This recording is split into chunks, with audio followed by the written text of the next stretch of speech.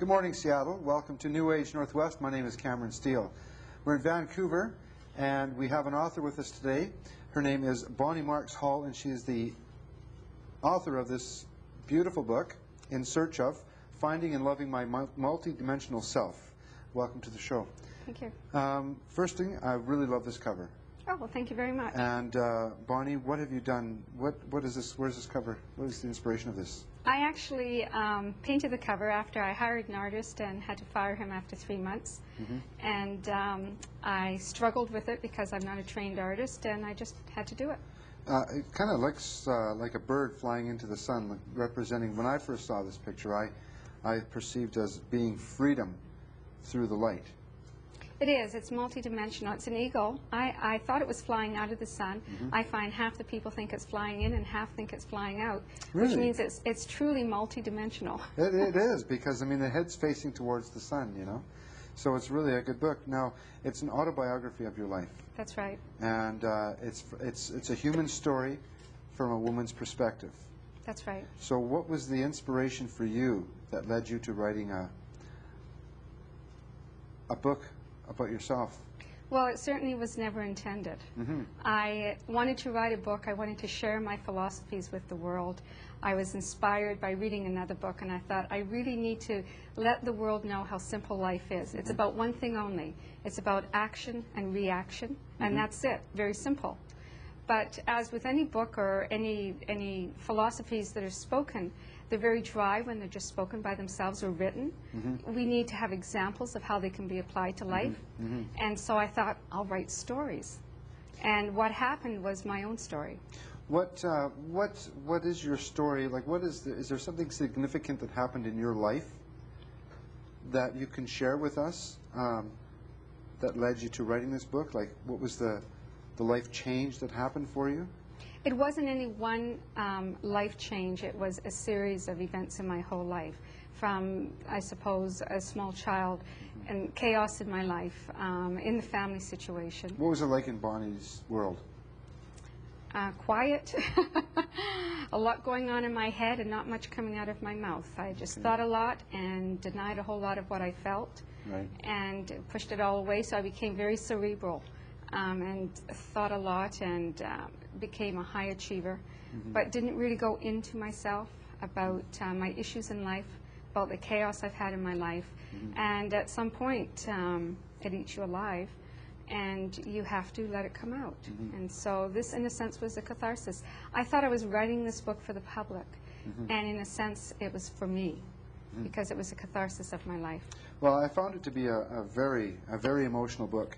And there is one part in the book that I thought was significant. I mean, for me, from my perspective as well, because I had lost a lot of weight, and it was about the weight loss in the book. And I talked to you previously to coming on the air about this. The significant thing for me was I had lost a lot of weight. And one day I went and put on some jeans that I've had in my closet for some time from 5 years ago. And I thought, I wonder if these fit me. And I put them on, and lo and behold, they fit.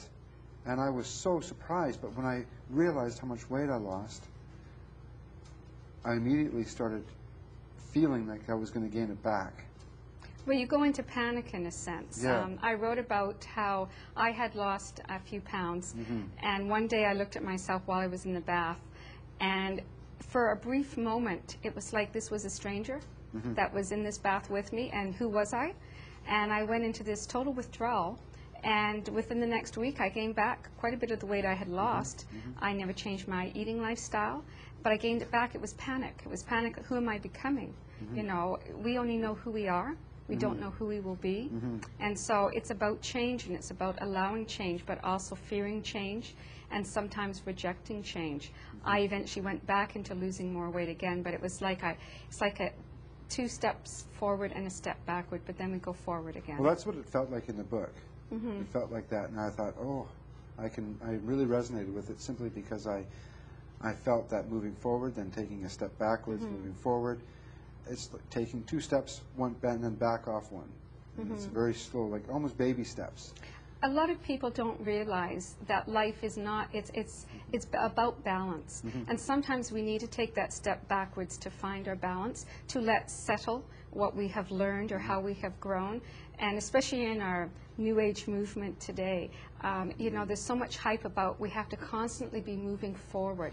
There's absolutely nothing wrong, and it's essential at times to either stand still or to even take a step backwards. So it's almost like just being, just be here right now. Just being. In the present. I noticed in the book, there was a part in the book, too, that you talked about just being. Something significant. I wish I could remember where it is. I can't. However, in this place with your family, I thought through the whole book your family was very supportive, but at the same time they were backing off quite a bit. It was difficult. Was it difficult to go through this, writing this book with your family? It was extremely difficult.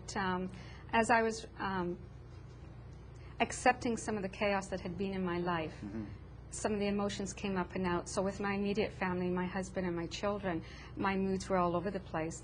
But more significant was how it affected me with my extended family, you know, my mother and my sisters. And it was very difficult because sometimes where you expect to find support, you don't find support.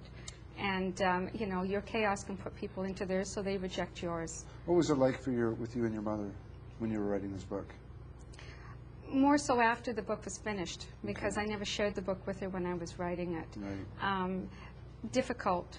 I think eventually she came to the part that she accepted, not necessarily understood, but accepted that this is who I am.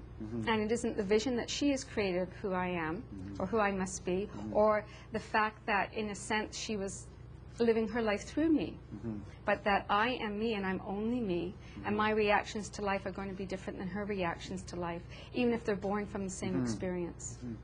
Now, I love the title, Finding and Loving My Multidimensional Self. What is your multidimensional self? It's understanding that we are something that's far greater than this one body and this one mind in this one experience. First and foremost, we are a spiritual person. And I don't mean that in the religious sense. I mean that when we go deep into ourselves and we can touch on something that doesn't play a part in this life, or that we have a vision of something that is greater than us, or perhaps otherworldly, that we just know something, or we see ourselves somewhere. That's multidimensional. It's about different forms, different definitions in different realities. And spirit is one of those realities. How has this book changed your life in the writing? I've grown considerably. I've had to accept ownership of who I am and of my life. So taking responsibility? Taking responsibility and speaking about it. I have been on some lecture tours, and I have talked quite extensively about energy and what it is, reflecting in my book, and I never ever conceived this as a role that I would play. If you hadn't written this book, where do you think you would be? Well, I'd be right back to where I was a few years ago, and struggling with my life and with defining who I was emotionally. And, you know, I don't think I would have taken the steps that I've taken at this time. I think it's been a wonderful learning tool for me. And now, how's your family? How is everything going with your family after the book's been written? And you've been on tour with your husband, of course. I have. And everything is working out because of your own personal growth through the process of your book? It is working out within my immediate family, with my husband and my children, within my siblings. It's not necessarily there, but what I have come to is accept it. That just like I don't want other people to define me or change me, I can't do that with others as well. You mentioned that in one of the chapters, I am who I am. That's right. And the other chapter I have here is chapter 24, My Continued Search for Freedom. Where is that putting you now? Because that's towards the end of the book. What freedom are you searching for?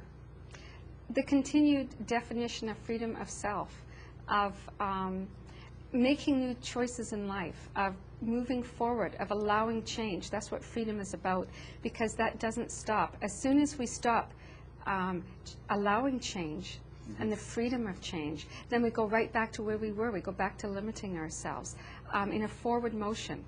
and who knows what that brings. But we need the freedom to take those steps. And now, how's Bonnie? Oh, I'm really happy. Yeah. I've got all sorts of plans for my future that I'm willing to confront some of my fears in life and just to go out there and do it. And Wow. I've proven to myself with one little step at a time that you can then begin to take really great steps, because I have learned to trust. What's your hope when people read this book? What do you hope for the most? I hope that they can go inside themselves, that they can start to question everything that they have been taught, and to say, is this what I believe, or is this what someone else has told me I must believe? And it's really, really difficult, because if you reject a belief that someone else has given to you, what if it's your mother? What if it's your spouse or your child or your priest if you're religious? Then you have to start to redefine your relationship. And so it takes tremendous courage to do that. And so my hope is that people can even ask one or two little questions, to take one or two steps. It's okay to be who they are. It's okay if those beliefs are theirs. Now, tell me something. There's something in this book that I wanted to touch on, and I'm just going to find it here. Transformation of pain. How do you transform your pain? How did you do it? How you do it is allowing it expression. When we deny something, we push it deep inside of ourselves. We create blocks which affects our health and all sorts of things. How we transform pain is accepting it, is allowing it expression. And you've accepted a lot of the stuff in your life is what I got from this book, how things have happened to you. That's right. Now, have you got something else coming out as well? You've got another book coming out after this? I have a book, I know the title. What's the title? Share the title. It's called Beyond Spirit. Beyond Spirit. Beyond Spirit. And you know, as a human, we look at spirit as being the ultimate of what we can be. We are a form of energy, and through that form we express and we experience. And spirit is another form. So what is beyond spirit? Spirit isn't the ultimate of what we are. It isn't that inner core of absolute balance. There is something beyond it. And so that is what I am exploring at this time. Now, you're also, I've read here that you're also a channel or a psychic. How would you prefer? I've also heard you mention the word funnel. Funnel. Yes. I'd like to actually talk about what a funnel is, because that's the first time I've ever heard somebody call themselves a funnel. And if you don't mind, we do have a little bit of time left. I'd like you to tell me about what a funnel is. Okay, I'll tell you the difference between a funnel and a channel. First, I'll define channel. Is a person, a human being, who is able to detach themselves on a conscious basis from the human body and to allow a single entity to come in through their body and talk and use their body. And so what you have is a whole collective of energy, and it fragments into a personality, which comes in and is channeled. Did you, I'm going to interrupt you, hold that thought. Did you learn all of this stuff while you were writing the book, or was this all previous to? Previous to the book. Previous to the book, Previous including to the funnel? Including the funneling. Okay. Yes. Now, Sounds like fun anyways. with the channel, often the channel is in a sleep state, unconscious state, and they're not aware of what they're saying or doing.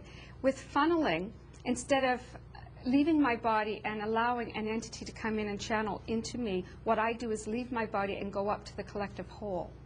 And within this collective whole, I have no personality. It's not a fragment. A fragment of this whole creates personality.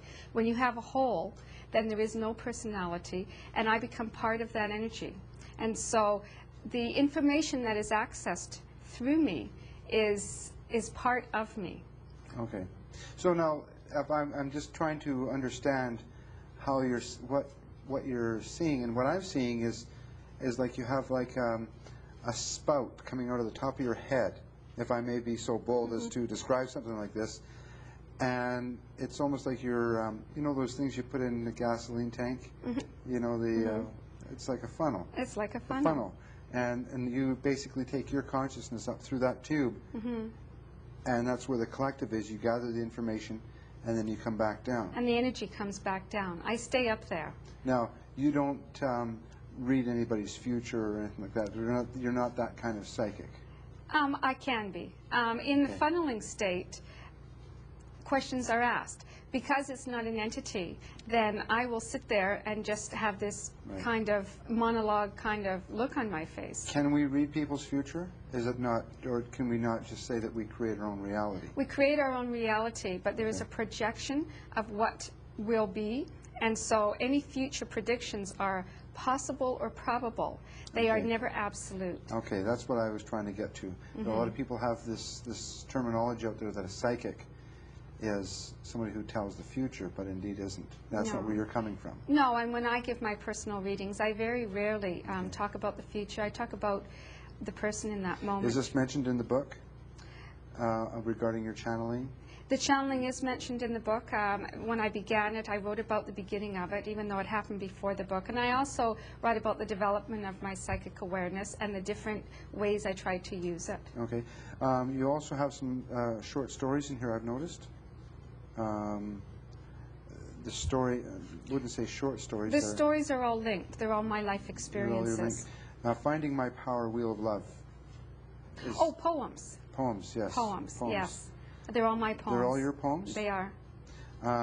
I would actually like you to read one of these. This is a surprise. I would actually like to close the show with Finding My Power. Are you open to doing that? I mean, if I can read it. Oh, okay. I can read it if you don't like to. I thought I have long arms. All right. I first of all want to thank you for coming out tonight. You're very welcome. And I've enjoyed it. we can get a hold of you through the Amazon and through Sacred Spirit on the internet. That's right. Amazon online bookstore has my book. Okay. And my website is sacredspirit.com. And your email, which will probably be displayed on this as we're talking about it. And people can call you now. Do you do personal readings? I We do should personal clarify. readings, Okay, you yes. do personal readings, okay. Just to clarify that, and what about phone readings or by mail? The No. show's done in Seattle, so, I occasionally do a distance reading. I don't do it on the phone. Okay. I just do it in my room. I prefer to do in-person readings. okay. And when pressed, I might do a distance one. I have done a few of them. Okay, great. Thanks for coming out, and this has been New Age Northwest. Finish off with the poem, and that would be great. Finding My Power, I thought was very profound. So that's why I wanted to share it. It's just something that I had a hit on just now, and please, Oh, well, thank you. yeah. It's called The Wheel of Love. With clear heart and inspiration rises the dawn of the eastern sun, the morning light crowning me as spring quests to greet its birth. Grandfather Fire is awakened and blesses my being with a vision. Second sight, intuition, and safety, knowing my truth, I am that I am. Wisdom and courage are my teachings, trusting of self and love's my guide. Grandmother Ocean shares abundance, compassion, full heart, and who I am. Acceptance of power is my harvest, basket of west receives its pearls. Autumn's gift, waterway for spirit, radiates to all, I am loved as I am. Southern dreams do speak my story, the looking glass has been unknown. Mother Earth sings her forgiveness, and my script is soon transformed. Summer's ecstasy fills my scepter with bountiful fruit and expression. Open heart's my vessel for healing, joy and passion, I love who I am. Father Sky empowers through freedom, strong heart radiates with the night. Inner silence leads my warrioress, outer service paints dance of life. Winter's night is my cloak of protection, always true north is strong and free. I am in fullness of ancient cave power, self-respect, self-love, I am at peace. It's beautiful. Thank you. That's beautiful. It's just, it defines it exactly, moving completely into your power and being at peace with the whole thing, with your whole life. And loving yourself. And that's exactly where you feel you're at right now. That's beautiful. It touches me. Oh. Thank So, you, Cam. thanks for coming out. And that's it.